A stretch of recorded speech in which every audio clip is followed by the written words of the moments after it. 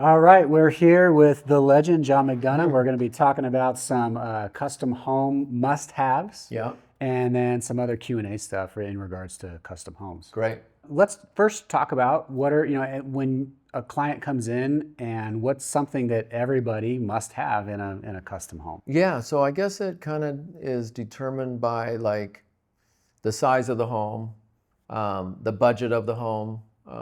There's so many factors to that question because when you look at like a very high-end home, 5, 6, 7,000 square feet, most people really want to have a separate fridge and freezer, 36-inch all fridge, Yeah. 36-inch freezer. High-end appliances is really important. We've done a few specs in the past and we didn't use Sub-Zero and Wolf, and that was a big negative for us. People you went to came in and market. said, how come you didn't use Sub-Zero Wolf, Yeah, and it really is kind of a short list when it gets to must-haves because that's the whole point of a custom build is you're designing it around your lifestyle. But there are some things that, a good flowing floor plan, you don't want wasted space. Nobody likes that. There's certainly some things that you don't want to do that just don't work, but really designing the home around the features of the lot, that's important, must have. When it comes to views, if you're trying to hit a certain price point, eventually when you go to sell, like that's a must have. Sometimes aesthetics will battle and will compete with function. And sometimes they really marry well together. And hey, not only does this function the best, but it looks the best. But the challenge comes is when what looks the best doesn't function the best. And that's where design comes in. Yeah, the whole design build concept is that's what our goal is. Our goal is to try and find out how this client lives, what we can design that will fit their lifestyle, and also try and attain the, hey, we want it to look like this option. Everybody wants the house the way they want it to look, but you just got to make sure that you can incorporate that into all of the checklist of things that they want. A good sample of that, you were just working with a client and they came to you they wanted to just build a 2-bedroom home? They had a lot in the Northwest, and they came to us and retired, didn't have any kids living with them.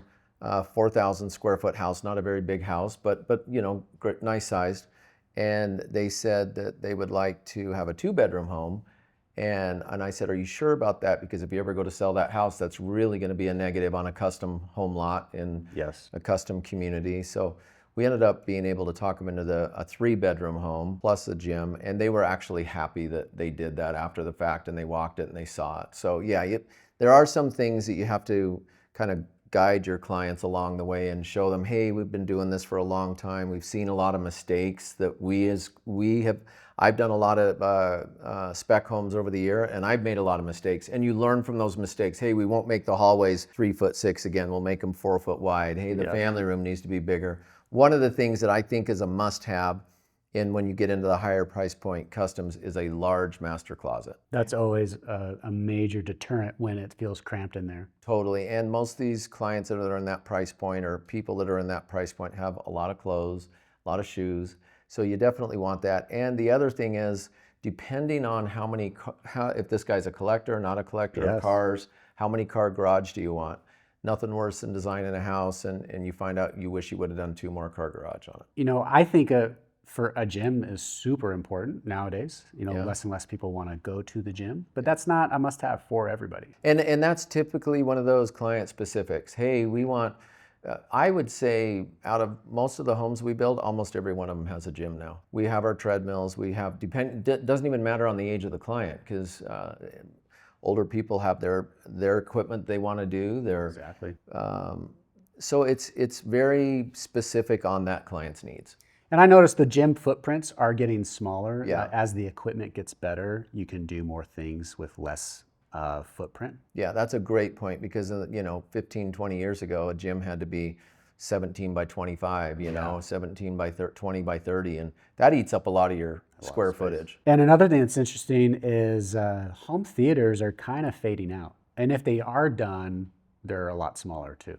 Yeah, that's so true. Most people are kind of doing a game/media room where they have a big couch, a big TV in there, pool table, whatever, and they're combining the two because it takes so much space to make the theater and a game room when we're finding a lot of the time we're combining them, and sometimes right off the family room, so that you can open up those doors and go between the two rooms. When we approach the design build process, that person's lifestyle is imperative. Yeah. A lot of people coming and building in Las Vegas, this isn't a primary residence for them. They're here for events Yeah. or business meetings, and a lot of times.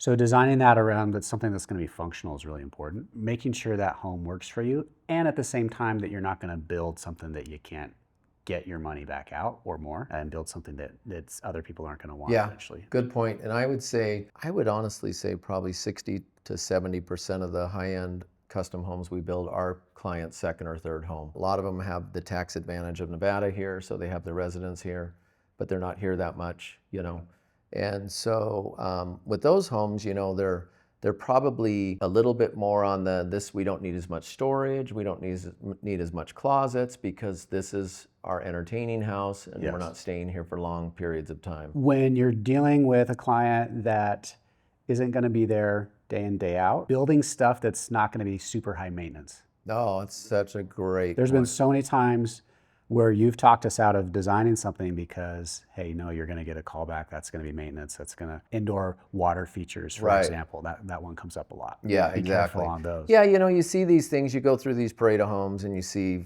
fancy water features inside, and I've seen even a river going through a house before one time. And I just try and tell people that, hey, just remember, you've got to maintain this. And so when you're out of town, if that stream has a problem or that water feature has a problem, you got a big problem. Yeah. So we really try and talk people into being practical, but also getting the features you want, the look you want, but try and be practical about it and make sure that when you build this, it's something that you're not constantly having to spend so much money maintaining it. I recall the home my wife and I built, a few years ago. We imported this Brazilian hardwood for all the siding. Beautiful stuff. And when you freshly oil it, it's so beautiful, but you got to do it every year. Right. And it's a very dense and hardwood. It's very resilient, but still our climate just is rough on natural materials. Really hard. We try and talk people out of, everybody wants that wood look garage doors, and we put a few in over the years, and we just tell clients, if you're going to do it, you have to literally once every 1 to 2 years strip it and reseal it, seal the whole thing, because it's going to start cracking and falling apart. So that comes into just some foresight, especially if you are going to do some type of wood features. You certainly don't do them on a west wall or a south wall. And you want to really limit the amount of impact that it's going to take from the sun. Correct. And on front entry doors. Yeah. Everybody wants that wood entry door that looks amazing, and teak or whatever you want to use. It's still, if it's facing west, it's not going to hold up in Vegas. And so I try and really talk people out of those, because it's just within a matter of 1 to 2 years that door starts warping, and you got air gaps and the latch won't latch. So we really try and teach people that, you're living in a different climate here. Some of them are coming from Northern California, different parts of the country that don't have the severe weather changes that we have here. So you have to educate them on that as well. So in our glass line, Raven Windows and Doors, we have experimented with some really cool wood front doors. Generally though, what we're migrating toward is something in either aluminum or steel. Yeah. And we can still make those very beautiful. Absolutely. You can make them look amazing. Then you have no issues with them down the road. They just hold up forever. They last forever. All you got to do is repaint it maybe once every 10 years, So those work great. I don't think it's not really ever too early to bring your builder in and your designer in, even when you're shopping for the lot. When you're considering purchasing a lot, your builder's going to notice things that you're going to want to look out for. We prefer it when we can get involved with clients while they're looking at the lots. And I always tell them, hey, when you narrow it down to 2 or 3 lots, let me come take a look at them with you, because I'm going to see things that you guys don't see. So typical example is a lot of these hillside lots nowadays, and people think, hey, I'm getting this really good deal on this hillside lot. It's 1.5 million city view, blah, blah, blah, where the rest of them are 2 million. And I go out and look at it and go, okay, but one thing you don't realize, you might have $750,000 in retaining walls and earthwork to get this to work with your house. Really? And they're kind of shocked. And I said, yeah, look at the hills, look at the slopes. Really important, I feel, to have your builder involved in that process. Yeah, Lincoln and I, we bought a lot in the Northwest. We were going to do a spec, and we got in a pickle because this lot we should have been able to put a septic tank on it. It already had a water meter. Like a month after, the water district came out with a new ruling where they wanted a return flow credit. Well, that triggers, now I have to connect to sewer Right. on that lot, and that means I have to tap into Craig Road, and it was gonna be like 140 grand price tag to be able to do that. So those are, again, when you're shopping for lots, and make sure you have good representation, a good broker. Lincoln and I are licensed, and we know what to look for in that sense. But just make sure you have somebody who knows, because it's not about the price tag of the dirt. It's about what it's going to cost to get it to where you can build on it. And so we've dealt with some other clients where they wanted to be on Kyle Canyon, up towards the mountain, but it had no water, and so okay, that's a whole process of getting permission from the state to drill a well, getting a drill card, and being able to bring the utilities to that lot to where you can actually build on it. That's a major effort that takes months and even years. Yeah. Oh, it can be super expensive. A lot of people are, tell us, John, I want an acre lot because I want this and I want that. I want to be able to build it. And I said, yeah, that's great. I love to see you want the land. The thing you got to factor in is, are the walls built around it? Yes. Has the grading been done? The landscaping is going to be, so expensive because you're trying to landscape. So there's a lot of things you got to think about when you're looking at the dirt that factor into the overall cost. The last thing you want to see is somebody buy a lot and then find out that it doesn't work with our budget because we had all these other costs that we weren't ready for. Yeah, horizontal costs Yeah. are much different and can be very surprising. That's what we call anything under the dirt. Yeah. That horizontal cost versus the vertical cost. Absolutely. So that's all got to be factored. Yeah. So just understanding the difference between horizontal costs, that's all the stuff going under the dirt to get that place buildable. Vertical costs is stuff that from your pad up.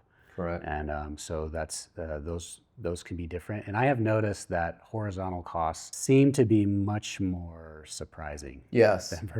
Yeah. A lot of people just don't realize, wow, I didn't know I had to bring gas or water or sewer in from this far away, and it's X amount or power. And those can be shocking. Yeah. So that's stuff you want to look into. The amount of bureaucracy also getting those plans approved is even worse than getting a normal house built. Yeah, it can take, we've had projects take 2 years to get all the utilities approved to bring to the lot without even doing the work. Exactly. There's so many people that have to sign off on it, from Public Works Division, from Water District, from Sewer, and it's like, I've noticed, at least even on commercial projects that we've done, nobody wants to be the first person to put their name on that set of plans. Right. In the municipality. Yeah. And it's always this battle of, well, I'm waiting on this, well, I'm waiting on so-and-so. It can be really, really frustrating to be, especially if you're, outlaid all this cash to buy that dirt. Yeah, and if you're sitting on it for a year or 2 years and you're thinking you would have the house built by then. So yeah. So just making sure you count that cost and know what you're in for, and you need somebody who can navigate you through that. You need a team to navigate you through that well. Absolutely. So guys, if you have questions, feel free to reach out. If you're considering building a custom home in Las Vegas, we're happy to help, and we can help you from start to finish with the design and the build process. That's what we do best.